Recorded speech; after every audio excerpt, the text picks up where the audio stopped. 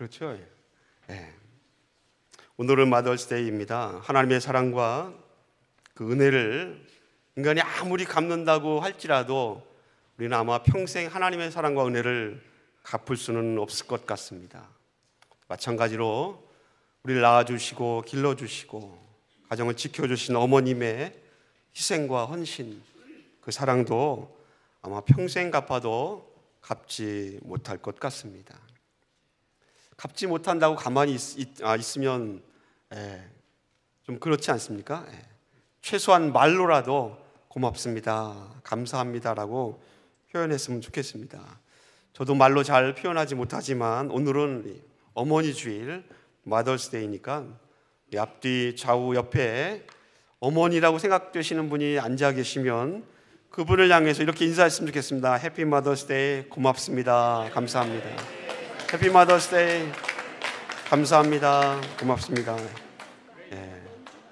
건강하게 오래오래 사십시오.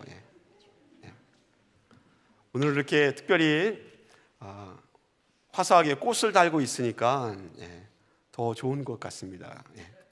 꽃이란 존재가 하나님이 주신 이 아름다운 꽃이 사람의 마음을 즐겁게 하지 않습니까? 그래서 아마 여자분들이 꽃을 받으면 싫어하는 분 아마 거의 없지 않으리라 생각되는 것 같습니다.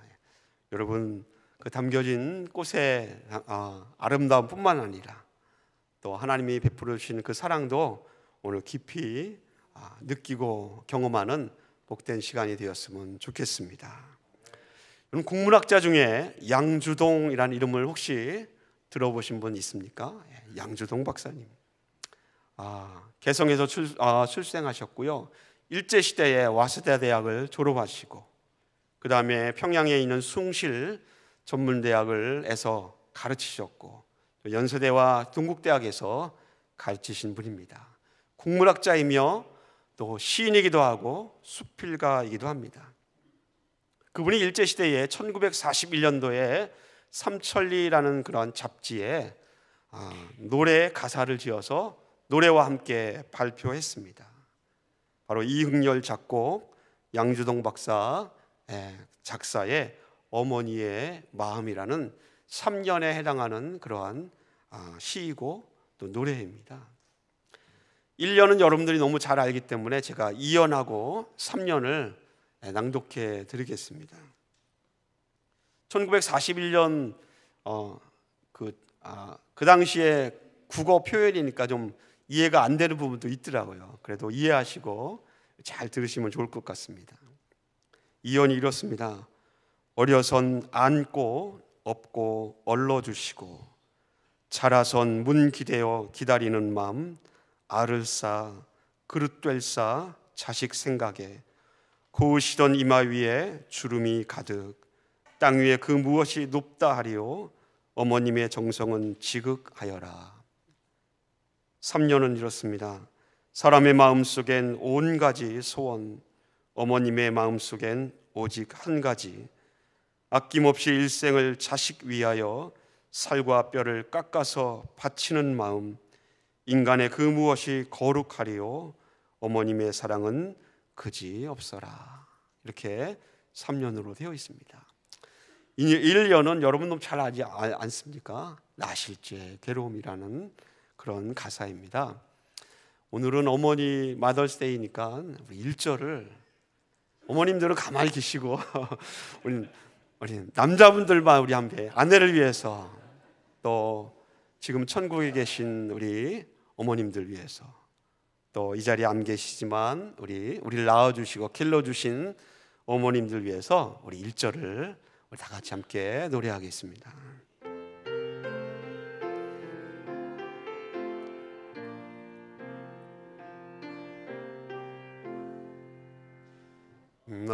나실죄 괴로움 다 잊으시고 길을 제밤낮으로 애쓰는 마음 진 자리 마른 자리 가라앉으시며 손발이 다 닳도록 고생하시네. 하늘 아래 그 무엇이 넓다리요. 어머님의 희생은 가히 없어라. 정말 어머님에 대한 마음을 너무너무 잘 표현한 그러한 가사인 것 같습니다. 하나님께서도 하나님의 말씀에 출애굽기 20장 12절 말씀에 이렇게 우리에게 권면하고 있습니다. 내 부모를 공경하라. 출애굽기의 5번째 계명인 출애굽기 20장 12절 말씀은 내 부모를 공경하라. 그리하면 내 하나님 여호와가 내게 준 땅에서 내 생명이 길리라 라고 장수의 축복을 약속하고 있습니다. 부모님을 공경하는 것, 부모님을 경외하는 것, 우리의 삶 가운데 아무리 공경한다 하지만 늘 뒤돌아보면 부족하지 않습니까? 오늘 마더스데이에 이 어머니 주일에 여러분의 사랑하는 아내에게, 또 지금도 여전히 살아계신 부모님이 계시다면 그 부모님에게, 그리고 이미 하늘나라 가셨다면 그 어머니 남기신 믿음의 신앙의 유지들을 기억하면서 하나님의 은혜 안에 있는 복된 하루가 되시기를 예수님의 이름으로 축원을 드립니다. 공경하라. 이 공경하라는 말에 대해서 로마 사람과 헬라 사람들이 생각하는 의미가 있습니다. 공경하라라는 말하고 경외하라라는 말의 헬라 단어가 똑같습니다. 그렇게 본다면 공경하는 것과 경외하는 것은 그 의미가 같다라는 것입니다. 헬라 사람들이 생각하는 경외하다라는 그 뜻에는 값을 치르다라는 의미가 들어 있습니다.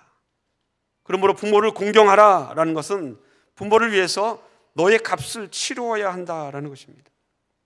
로마와 헬라 사람들에게 있어서 부모를 공경하는 것, 경외하는 것, 그 일을 위해서 내가 값을 치르지 않고 공경하고 경외할 수 있는 길은 이 땅에 존재하지 않는다라는 것입니다. 공경하기 위해서는 시간을 들여야 합니다. 공경하기 위해서는 몸과 마음도 들여야 합니다. 공경하기 위해서는 때로는 물질도 내가 사용해야 합니다. 때로는 공경하기 위해서는 내 것을 포기하고 내가 공경해야 할 부모님을 위해서, 어머님을 위해서 내 것을 다 드려야 할 때도 있습니다. 그것이 헬라 문명 속에 있는 서양 사람들이 생각하는 공경과 경외가 담고 있는 뜻입니다. 그런가 하면 우리 동양에, 특별히 한문을 사용하고 있는 동양 문명 속에서는 공경을 잘 표현하는 것이 효라고 표현하고 있습니다. 이 효라는 글자를 먼저 생각해 본다면, 효를 생각하기 전에 노인 노자가 있습니다. 늙을 노자가 있습니다. 이 늙을 노자의 아래 부수에 보면 거기에 숟가락 비자가 있습니다. 다음 화면에 보면 숟가락 비자가 있는데, 그 늙을 노자에서 숟가락 비자를 빼고 거기에 아들 자자를 넣으면 그것이 효도 효자입니다. 그렇게 보면 이 한문을 문자적으로 해석해 본다면 이런 생각을 해볼 수 있지 않습니까? 부모가 연로하여서 숟가락조차 들을 수 없는, 그렇게 몸이 쇠약해졌을 때에 그 아들이 숟가락을 대신 들어주는 것, 그 부모를 봉양하고 업어주는 것, 그것이 바로 효라고 한문을 풀이해서 해석할 수 있습니다. 여러분, 서양적인 의미의 공경이든지 아니면 동양적인 의미의 효이든지 부모님에 대해서 자식의 바른 도리, 바른 태도, 바른 행동이 바로 공경이요 효입니다. 오늘 어머니 주일을 맞이하여서 부모를 공경하는 것, 또 효를 다하는 것, 그 의미들을 다시 한번 마음속에 새기고 하나님 앞에 나아갈 수 있는 복된 시간이 되기를 간절히 소원합니다. 왜 어머니의 날을 또 아버지의 날을 어버이의 날을 만들었는가를 가만히 생각해 본다면 자녀들이 부모를 잘 공경하고 잘 섬겼다면 굳이 이런 날이 필요하지 않았을 것입니다. 자녀들이 잘 공경하지 못했기 때문에 아마 이런 날들이 만들어지고 제정된 것이 아닌가 생각이 됩니다. 부모에게 있어서 자녀는 늘 가까이 하고 싶고 보고 싶고 자녀는 정말로 뼈에 사무치도록 마음을 주고 싶은 존재가 자녀들 아닙니까? 그렇게 가깝고 또 사랑하고 싶고 평생 품고 싶은 자녀이지만 세월이 흐르면 어느덧 그 자녀들이 부모의 곁을 떠나가고 그들의 이 자녀들 세대에 부모를 공경하라 라는 말이 그들의 숙제로 남겨지게 됩니다. 오늘 부모를 공경해야 하는 이 말씀을 다시 한번 마음에 담고 생각하는 이 어머니 주일 하나님의 의미, 하나님의 말씀이 담겨있는 그 하나님의 뜻을 말씀 가운데 다시 한번 살펴보기를 간절히 소원합니다. 여러분, 오늘 남자분들 아마 큰 숙제를 하고 오셨을 것 같아요. 아직 숙제를 하지 못한 분도 있을 것 같습니다. 어떤 숙제인가 하면 마더스데이인데 아내가 있는 분들이나 부모님이 살아계신 분들은 이 어떤 선물을 준비해야 하는가, 이게 큰 숙제입니다. 내 아내를 위해서, 어머님을 위해서, 부모님을 위해서 어떤 선물을 준비해야지, 아주 크나큰 숙제다라는 것입니다. 지난주에 5월 8일은 한국에서 어버이날 아닙니까? 그 어버이날에 가장 사람들이 많이 했던 선물, 가장 좋은 추천을 받았던 선물이 10가지가 있는데 그 중에 5가지만 여러분에게 소개하고자 합니다. 2023년도 어머니의 날, 어버이날을 위해서 가장 한국 사람들이 많이 했던 선물 5가지입니다. 그 첫 번째가 바로 무엇입니까? 무엇일까요? 캐시, 현금입니다. 현금. 한국 사람들 지혜로워서 현금도 그냥 봉투에 담아주면 좀 의미가 없잖아요. 그러니까 한국에서는 아주 기발한 아이디어 가운데 그 캐시를 잘 담을 수 있는 아주 특별한 봉투가 제작되어서 팔리더라고요. 뿐만 아니라 캐시를 잘 담아서 그 꽃꽂이의 모양을 더 빛내게 하는 그런 캐시를 담는 꽃꽂이도 등장하고요, 꽃 바구니도 등장했다고 합니다. 현금 첫 번째입니다. 두 번째는 뭘까요? 두 번째도 역시 현금과 가장 비슷한 상품권입니다. 상품권. 근데 세 번째는 뭘까요? 어머님들 건강을 챙기는 건강식품이고요. 네 번째는 또다시 건강을 챙기는 마사지 용품이라고 합니다. 그리고 5번째가 건강하시라고 하는 한우 고기였습니다. 여러분, 어떤 선물을 준비하는 것이 좋을까요? 이미 마더스데이를 준비하면서 오늘 아침에 벌써 선물을 주고 나오신 분도 계실 것이고, 아니면 저녁에 또는 점심에 자녀들이 오기 때문에 그 자녀들과 함께 선물을 준비하실 분도 아마 있으리라 생각이 됩니다. 어떤 선물이 좋을까? 좋은 선물을 준비하는 아주 좋은 방법이 있습니다. 특별히 내가 하나님을 믿는 사람이라면 하나님을 믿는 사람이 생각할 수 있는 가장 좋은 베스트의 선물을 고르는 방법이 있습니다. 그 방법이 무엇인가 하면 이렇게 생각하는 것입니다. 하나님이라면 이 선물을 받은 사람에게 과연 줄까라고 생각하는 것입니다. 만약 하나님이라면 캐시를 선물로 주실까라는 것입니다.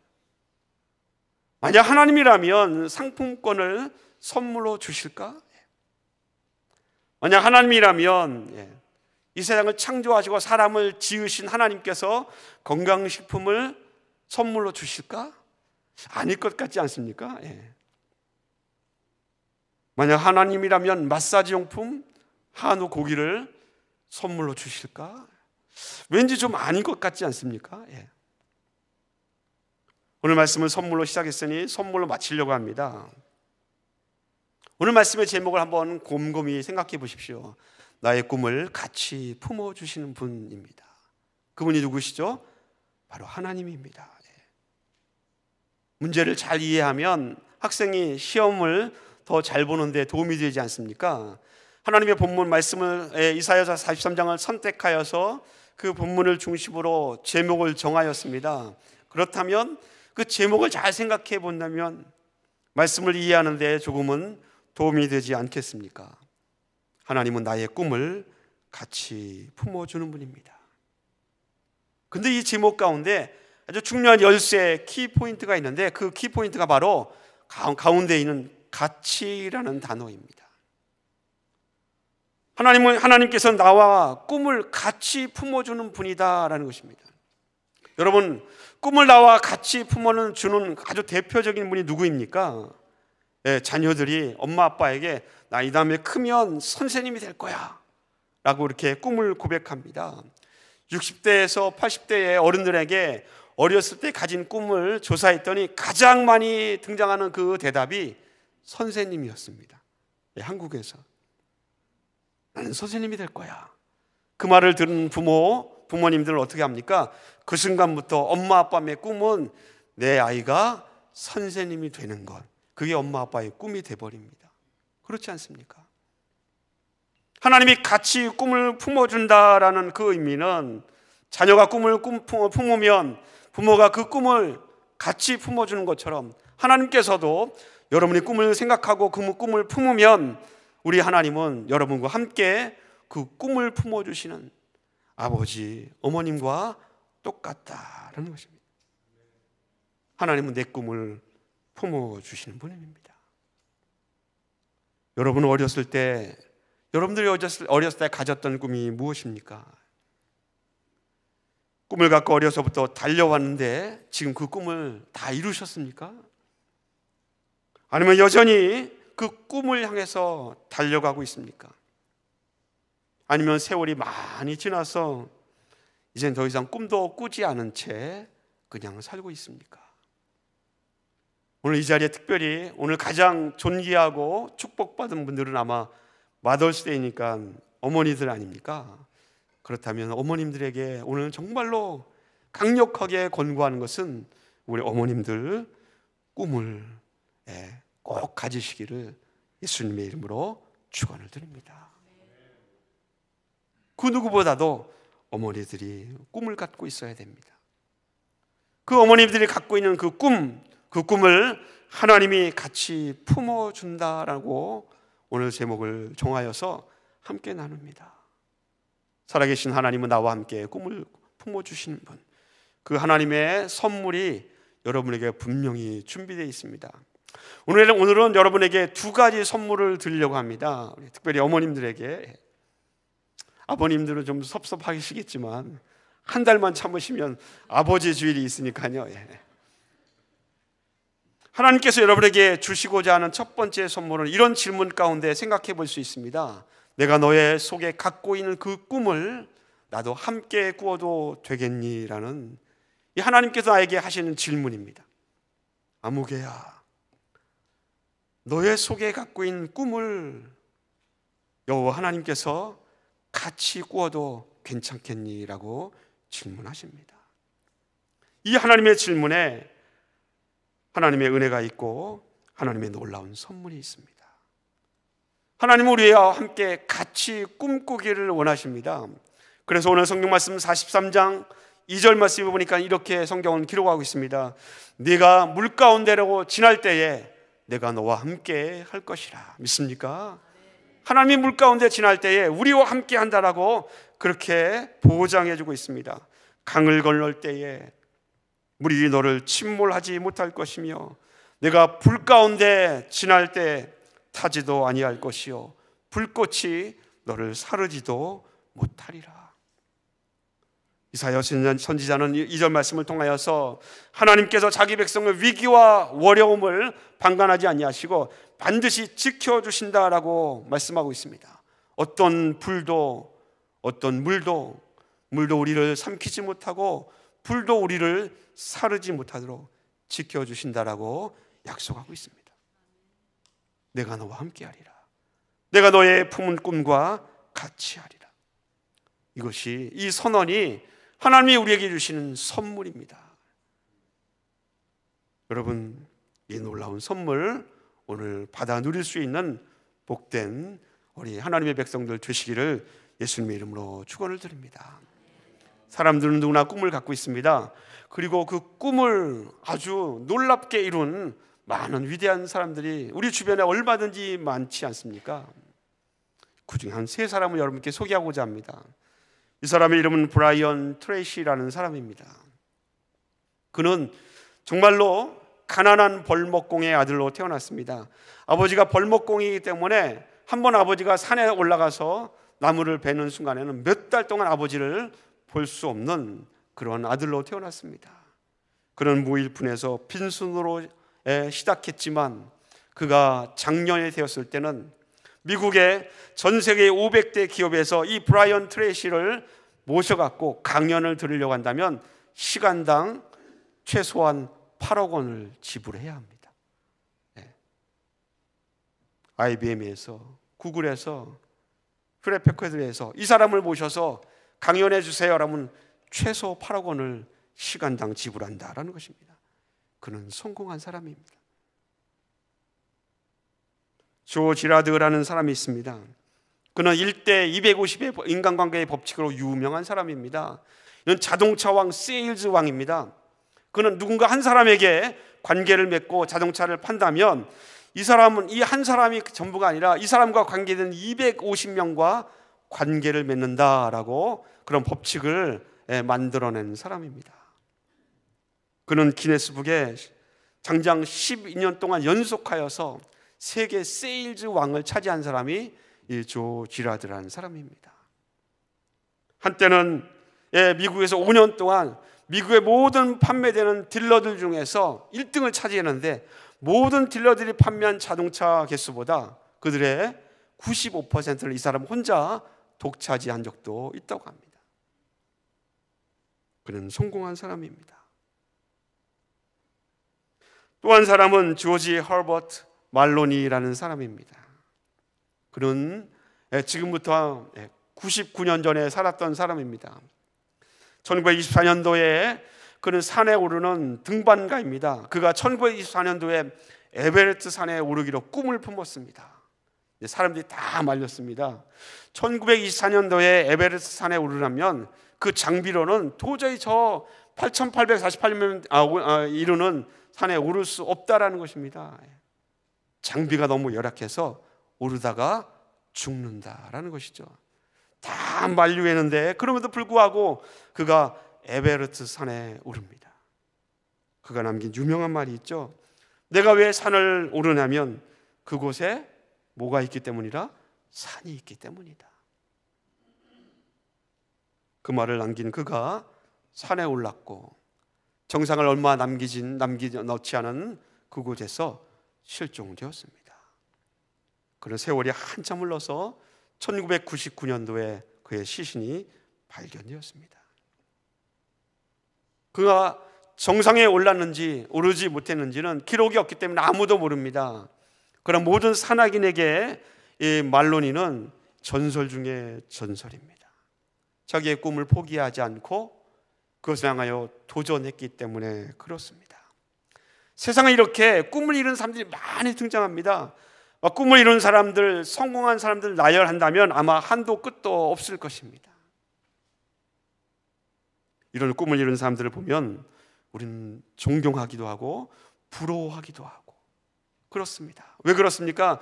그들의 꿈을 이룬 스토리가, 성공한 스토리가 우리에게 도전 정신을 불어넣어주기도 하고 그들에게 우리에게 선한 영향을 끼치기 때문에 우리는 부러워하고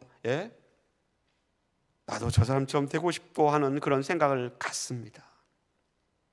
그런데 여러분, 하나님은 그들에게 관심이 없습니다.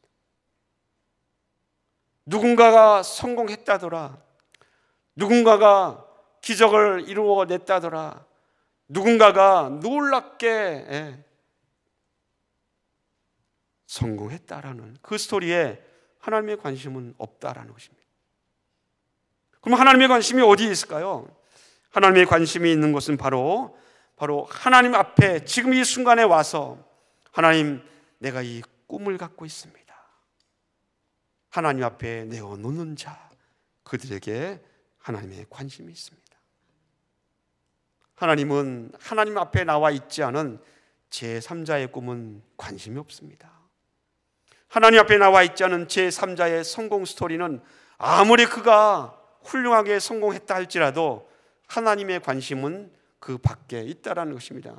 왜냐하면 하나님의 관심은 하나님 앞에 지금 나와 있는 여러분에게 있기 때문에 그렇습니다.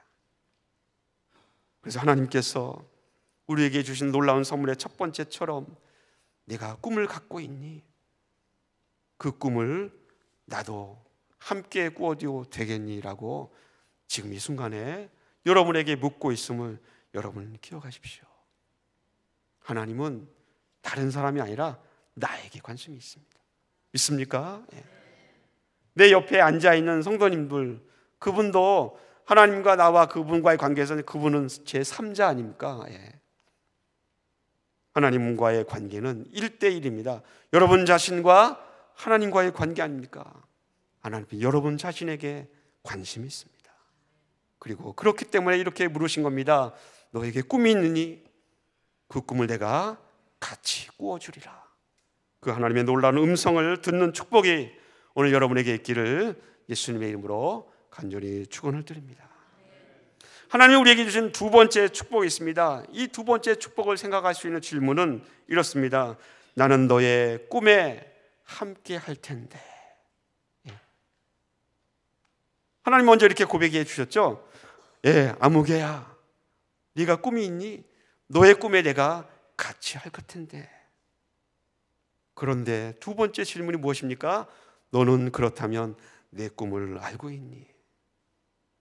하나님이 우리에게 나는 너와 같이 꿈을 꾸어준다, 내 꿈을 같이 나도 품어준다라고 말씀하셨는데, 그 다음에 하나님이 이어서 하신 두 번째 고백이 무엇입니까? 하나님의 말씀이 그렇다면 너는 나의 꿈을 알고 있느냐라고 물어주십니다.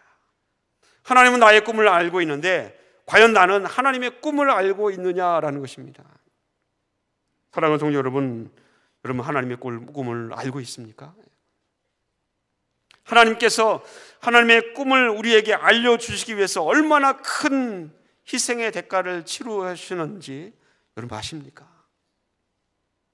성경이 우리에게 증거하고 있는 사실은 하나님의 가장 사랑하신 아들 예수 그리스도를 십자가 위에서 못 박아 죽이시기까지 하시면서 우리를 사랑하셨다라고 성경은 기록하고 있지 않습니까? 하나님은 당신의 꿈을 우리에게 알려주기 위해서 아들을 죽이셨고 자신을 희생하셨고 모든 것을 다 때로는 던져놓고 포기하시기까지 하셨습니다. 하나님께서 내가 지은 죄를 참고 참으시려면 얼마나 마음을 내려놓아야 하시겠습니까?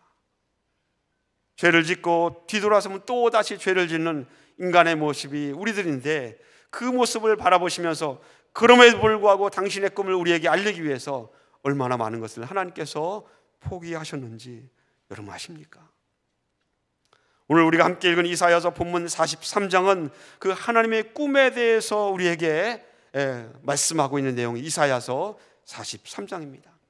본문은 하나님께서 택한 백성들을 위하여 너희들을 구원하실 것이라는 강한 의지를 담고 있습니다. 바벨론의 포로로 끌려간 이스라엘 백성들, 그들에게 하나님께서 선포하십니다. 내가 너희들을, 나의 하나님의 택한 백성들 다시 약속의 땅, 고향 땅으로 돌아갈 수 있도록 인도하리라. 하나님이 선언하십니다.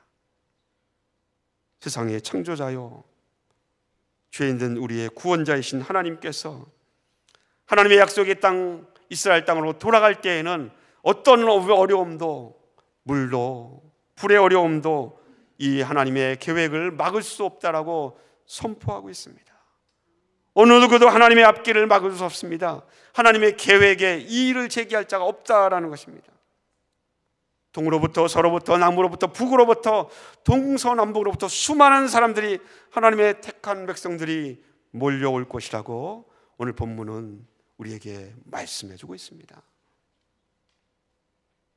사랑하는 성도 여러분, 하나님께서 이렇게 꿈을 우리에게 말씀해 주실 때에 그냥 말해주는 게 아니라 그 하나님의 꿈을 알고 하나님의 꿈을 품을 수 있는 우리들이 어떤 존재인지를 이사야 43장은 기록하고 있습니다. 1절에 보니까 이렇게 기록되어 있습니다. 너는 누구 것이라? 내 것이라. 복음성가 가사에 나와 있는 것처럼 너는 내 것이라. 내가 너를 지명하여 불렀나니 너는 내 것이라. 하나님이 우리를 향하여서 너는 내 거다, 그렇게 말씀해 주십니다. 믿습니까? 4절에 보니까 이렇게 기록되어 있습니다. 너는 하나님의 눈에 보배롭고 존귀한 자라. 내가 너를 사랑한다라고 선포해 주고 있습니다. 여러분이 자녀들을 향하여서 어머니가 자녀만 찾아보아도, 손자 손녀만 보아도 얼마나 보배롭고 존귀합니까? 사랑스럽습니까? 하나님도 그렇게 우리를 보신다라는 것입니다. 여러분, 하나님 눈 안에서 보배롭고 존귀한 자이며, 여러분 하나님의 은혜 안에서 하나님께서 우리를 사랑하신다라고 우리에게 선언해 주신 존재들이 바로 이 자리에 앉아 있는 여러분이시라는 것을 기억하십시오. 사랑하는 성도 여러분, 하나님께서 내가 너의 꿈을 알고 있는데 너희들은 하나님의 꿈을 알고 있느냐라고 물으셨다면, 그 하나님의 꿈을 자녀된 우리들도 알 수 있기를 예수님의 이름으로 간절히 축원을 드립니다. 우리가 함께 읽지는 않았지만 이사야서 43장 8절로 11절에 보면 하나님의 꿈이 계속해서 이어지고 있습니다. 그 꿈을 우리 한번 8절로 11절 말씀을 우리 한번 다 같이 함께 천천히 한번 읽어보겠습니다. 다 같이 읽습니다. 시작. 눈이 있어도 보지 못하고 귀가 있어도 듣지 못하는 백성을 이끌어내라. 열방은 모였으며 민족들이 회집하였는데 그들 중에 누가 이 일을 알려주며 이전 일들을 우리에게 들려주겠느냐. 그들이 그들의 증인을 세워서 자기들의 옳음을 나타내고 듣는 자들이 옳다고 말하게 하여 보라. 넘겨주실래요? 그 다음. 나 여호와가 말하노라. 너희는 나의 증인 나의 종으로 택함을 입었나니 이는 너희가 나를 알고 믿으며 내가 그인 줄 깨닫게 하려 함이라. 나의 전에 지음을 받은 신이 없었느니라. 나의 후에도 없으리라. 나 곧 나는 여호와라. 나 외에 구원자가 없느니라. 아멘. 선지자 이사야는 8절 11절에 하나님의 또 다른 꿈을 설명하고 있습니다. 그 내용이 무엇입니까? 사람들을 불러오라 라는 것입니다. 눈이 있어도 보지 못하고 귀가 있어도 듣지 못하는 그 사람들을 여호와 앞으로 이끌어오라 라는 것입니다. 믿습니까? 지금 열방이 모여있고 민족들이 지금 회집하여 모여있는데 그들에게 나아가서 하나님의 구원자이십니다, 하나님의 영혼을 구원할 수 있는 구원자라는 그 하나님을 증거할 수 있는 자, 여호와 하나님의 증인될 자가 누구냐라고 우리에게 묻고 있습니다. 사랑하는 동료 여러분, 여호와 하나님의 증인이 되어 하나님 외에는 세상이나 영혼을 구원할 수 있는 분이 없다라는 것을 증거할 수 있는 자, 그들이 하나님의 꿈을 품은 자이심을 믿으시기 바랍니다. 이것이 하나님의 꿈입니다. 여러분, 신기한 것은요, 누군가의 꿈을 품으면, 어머니가 자식의 꿈을 품으면 그 꿈이 그 순간부터 나의 꿈, 어머니의 꿈이 되어버리는 것처럼 똑같습니다. 하나님의 꿈을 듣고 하나님의 꿈을 깨달으면 더 이상 그 하나님의 꿈은 하나님께만 머물러 있지 않습니다. 그 꿈이 어떻게 누구의 꿈이 되죠? 나의 꿈이 되어버립니다. 하나님의 꿈을 깨닫고 그 꿈을 받으면 하나님의 꿈이 내게로 흘러 들어온다라는 것입니다. 하나님의 꿈이 내게로 옮겨져 와서 그 순간부터 내 꿈이 하나님의 꿈이 되어버리고 하나님의 꿈이 나의 꿈이 되어버린다라는 것을 여러분 기억하십시오. 그렇다면 이제부터는 꿈이 없는 사람은, 그리스도인 중에 꿈이 없는 사람은 한 명도 없어야 합니다. 여러분에게 가서 꿈이 무엇입니까? 라고 물어보았는데 내 나이가 98세인데 꿈이 없습니다. 그냥 하나님 계신 곳에 천국 가는 것이 꿈입니다. 이렇게 대답하는 분은 우리 새생명 하나님교회에 한 명도 없어야 됩니다. 예. 이제부터 하나님의 꿈이 나의 꿈이기 때문에,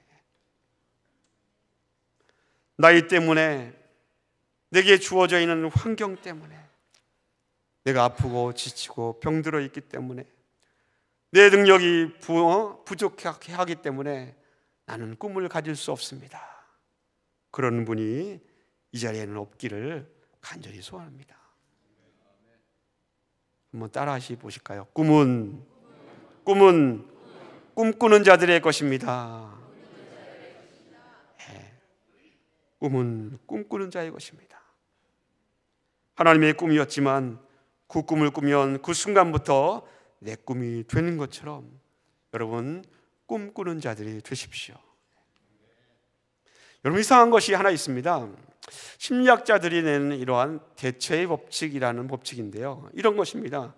의사는 건강을 연구해야 하지 않습니까? 건강을 더 많이 연구해야 하는데 실제로 의사들이 제일 많이 연구하는 것은 건강이 아니라 병균이라고 합니다. 예, 어떤 병균인지. 심리학자는 사람들의 행복을 연구해야 하는데 더 많이 연구하는 분야는 사람들을 행복하지 못하게 하는 우울증이나 좌절이나 그런 병들을 더 많이 연구하게 됩니다. 가정학 교수는 부부의 행복을 연구해야 되는데 부부의 행복을 연구하기보다는 왜 이혼했는가, 왜 같이 행복하게 살지 못하는가, 부정적인 요소를, 가정을 깨트린 요소를 더 많이 연구한다고 합니다. 이게 대체의 법칙입니다. 그 이유는요, 사람의 뇌에는 두 가지 감정을 동시에 생각할 수 없다고 합니다. 다시 말하면 절망을 생각하면서 희망을 생각할 수 없다는 것이죠. 그러므로 절망을 몰아내기 위해서는 희망이 필요합니다. 절망감이 엄습할 때에 절망을 상대로 아무리 씨름해보고 싸워봤자 절망을 이길 수 없다는 것입니다. 어떻게 해야 됩니까? 절망이 위치한 그 자리에 희망으로 바꾸어 놓아야 한다는 것입니다. 사단의 그리스도인들을 막 넘어뜨리려고 유혹합니다. 사단이 죄로 유혹합니다. 그 사단의 거센 도전을 이기려면 이 죄가 무엇인가, 이 유혹을 어떻게 이길 것인가, 유혹의 내용이나 죄의 내용들을 아무리 고민해봤자 그것을 해결할 길이 없습니다. 어떻게 해야 합니까? 대체의 법칙처럼 사단의 유혹과 죄가 있는 자리를 예수 그리스도로 바꾸어 놓아야 합니다. 있습니까? 그 자리에 유혹과 죄를 생각하기 전에 예수 그리스도 주님의 십자가의 사랑, 하나님의 은혜로 그 자리를 바꾸어 놓아야 사단의 유혹도 시험도 도전도 물리칠 수 있다라는 것입니다. 그렇다면 여러분, 절망이 있는 자리에, 실패가 있는 곳에, 좌절이 있는 곳에 꿈을 가져다 주지 못하도록 하는 여러 가지 부정적인 그러한 생각들 가운데 있는 것을 다 내려놓고 그 자리에 희망을, 꿈으로 채우십시오. 그 성도는 하나님이 주신 놀라운 선물을 분명히 받을 수 있으리라 믿습니다. 사랑하는 성도 여러분, 오늘 어머니 주일을 맞이하여서 수고하시고 또 사랑과 눈물로 기도해 주시며 남몰래 눈가를 이렇게 눈물로 훔치신 우리 어머님들 진심으로 감사를 드립니다. 우리 어머님들 끝까지 꿈을 갖기를 예수님의 이름으로 간절히 소원을 드립니다. 두 가지를 여러분께 말씀드렸습니다.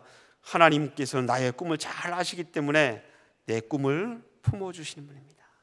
뿐만 아니라 내 꿈을 품어주신 하나님께서 한 발자국 더 나가셔서 나에게 말씀하시는 것은 내가 너의 꿈을 품어주고 같이 할 텐데 너는 정말로 아버지 하나님 나의 꿈을 알고 있느냐라고 우리에게 묻고 있습니다.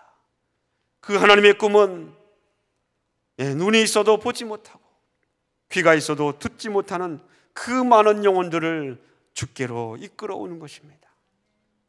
그들에게 하나님이 구원자이십니다라고 전하고 내가 여호와의 증인이 되어서 그들을 하나님 앞으로 인도하는 사람, 그 사람은 제대로 하나님의 꿈을 마음속에 품은 사람입니다.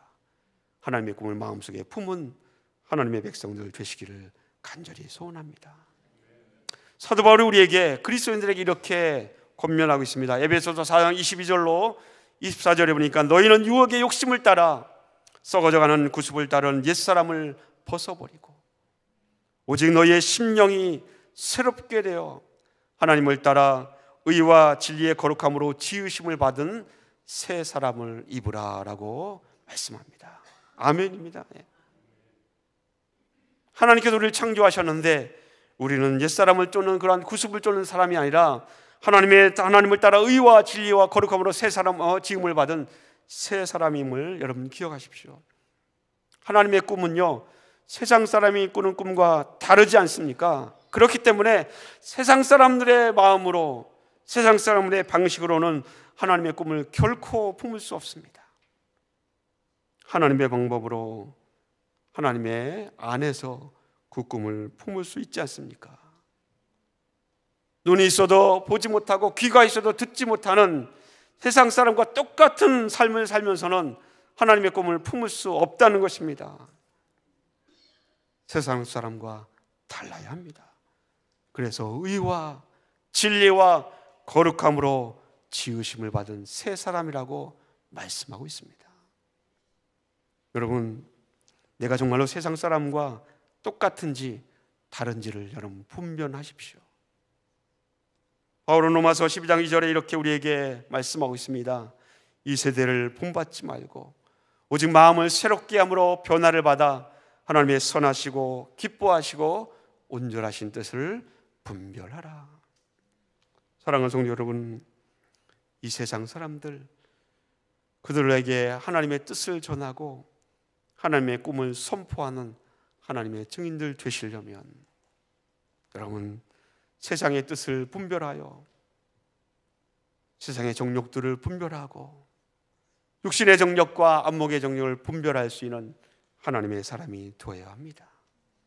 이 자리에 모여있는 여러분들, 우리에게 필요한 것들을 다 우리를 위해서 아낌없이 내어주신 그 아버지 하나님의 사랑을 깊이 마음속에 담고 하나님의 꿈을 내 안에 품고 하나님의 사랑을 전하고 하나님의 증인되는 복된 사람, 꿈을 품고 끝까지 살아갈 수 있는 주의 복된 자녀들 되시기를 예수님의 이름으로 간절히 축원을 드립니다.